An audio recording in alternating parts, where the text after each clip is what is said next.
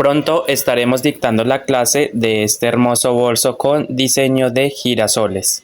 Para elaborarlo vamos a ocupar 350 gramos de hilo chocolate, que es el color principal, y por todos los colores auxiliares o secundarios vamos a ocupar ya 150 gramos, es decir, 150 gramos de rojo, 150 gramos de verde militar, 150 gramos de amarillo, 150 gramos de negro, 150 gramos de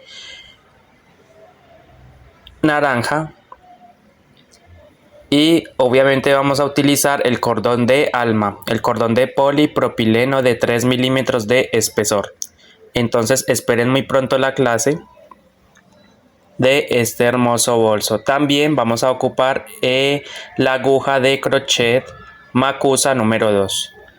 Puede ser cualquier otra marca